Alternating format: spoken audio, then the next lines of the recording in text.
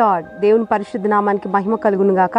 ఉదయకాల సమయంన అనుదినమన్నా అనే కార్యక్రమాన్ని వీక్షిస్తున్న దేవుని బిడ్డలారా, మీ అందరికీ నా హృదయపూర్వకమైన వందనాలు తెలియజేస్తున్నాను. ఈ దినం దేవుడు మనకిచ్చినటువంటి మాటను చదువుకుందాం. హగ్గై గ్రంథం 2వ అధ్యాయం 9వ వాక్యం. ఈ కడవరి మందిరం యొక్క మహిమ మునుపటి మందిరం యొక్క మహిమను మించునని సైన్యములకు అధిపతియగు యెహోవా సెలవిచ్చుచున్నాడు.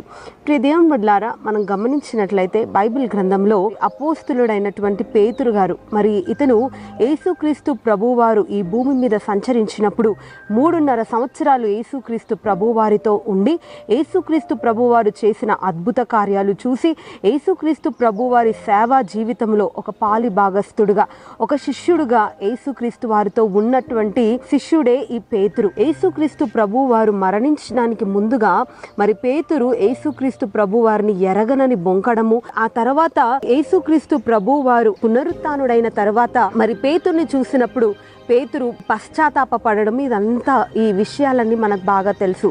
ప్రియ దేవుని బిడ్డలారా, మరి యేసుక్రీస్తు ప్రభు వారు మరణించి తిరిగి పునరుత్థానుడై లేచిన తర్వాత పేతురు పశ్చాత్తాపాన్ని చూసి నిజంగా ఒకప్పుడు పేతురు ఏమనుకున్నాడంటే, అయిపోయింది ఇంకా నా బ్రతుకు, ఇంతవరకు చేపలు పట్టే నన్ను ఆయనను వెంబడించేటువంటి ఒక శిష్యుడిగా మార్చాడు, ఒక ఆధ్యాత్మికమైనటువంటి ఉన్నతమైన స్థానంలో ఉన్న నేను ఇంకా ఇప్పుడు నేను దేనికి పనికొస్తాను, నేను దేనికి పనికిరాను, నేను చెయ్యకూడని తప్పు చేశాను కదా, దేవుడు నన్ను ఇంకా క్షమించడు, ఇంకా నా జీవితం అంతే అని పేతురు అనుకుంటా ఉన్నాడు. ఇంకా నా బ్రతుకు వ్యర్థమని అనుకుంటా ఉన్నాడు. ప్రియ దేవుని బిడ్డలారా, చాలాసార్లు మనం కూడా అయ్యో నా పరిస్థితి ఒకప్పుడు చాలా బాగుండింది, మరి నా బిజినెస్ ఒకప్పుడు చాలా బాగుండింది, ఇప్పుడు అట్టడుగునకు వెళ్ళిపోయింది, మరి ఒకప్పుడు మరి నా స్థితిగతులు చాలా బాగుండేది, ఇప్పుడు దేనికి పనికిరాని పరిస్థితిలోకి వెళ్ళిపోయింది, మరి ఈ విధంగా నేను దేవునికి దూరం అయిపోయాను కదా, దేవుడికి మరి ఇష్టం కాని పనులు కొన్ని నేను చేశాను, అందుకే ఈ శిక్ష నా మీద పడింది,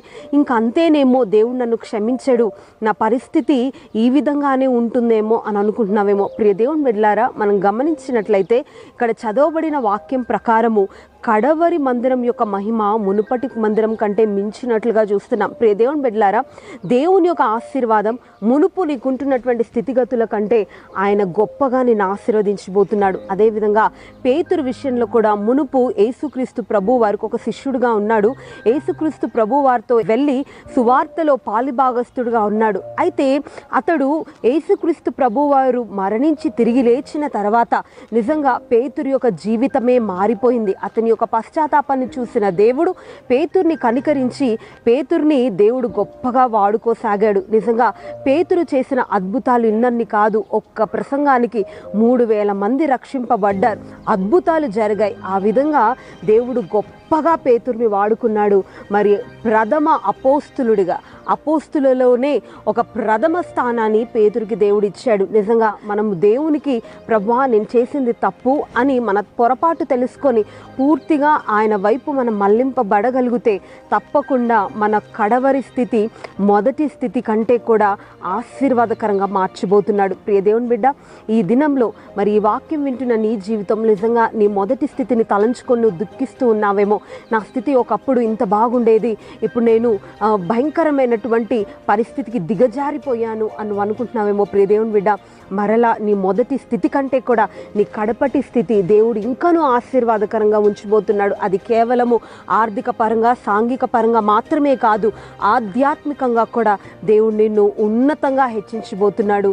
ఆయన నీ స్థితిని మార్చి మొదట నీకుండిన దానికంటే రెట్టింపుగా, నువ్వు ఊహించలేనంతగా పేతురు జీవితంలో కార్యం చేసినట్లుగా ఉదయకాల సమయంన దేవుడు నీ జీవితంలో కార్యం చేయబోతున్నాడు. ప్రార్థన చేసుకుందాం.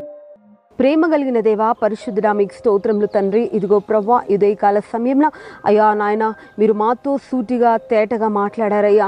మా మొదటి స్థితి కంటే మా కడపటి స్థితి పేతురు వలె అయ్యా మీరు గొప్పగా ఆశీర్వదిస్తారని ఇదిగో మీకు మేము అప్పగించుకుని అయ్యా నిజంగా మా తప్పు విషయమే పశ్చాత్తాపపడి మిమ్మల్ని వెతకగలిగితే తప్పకుండా మా జీవితంలో మీరు గొప్ప కార్యాలు చేస్తారని అట్టడుగున ప్రభువా పడిపోయినటువంటి వారిని కూడా మీరు ఉన్నతంగా లేపబోతున్నారని మాట్లాడారు. ఈ వాగ్దానం విన్న ప్రతి ఒక్కరిని ధైర్యపరచమని, వారి జీవితంలో మునుపటి కంటే అధికమైన మేలు ఈ కడపటి కాలంలో మీరు ఆశీర్వాదకరంగా మార్చమని యేసయ్య పరిశుద్ధ నామమున ప్రార్థించి అడిగి వేడుకుంటున్నాను నా పరమ తండ్రి.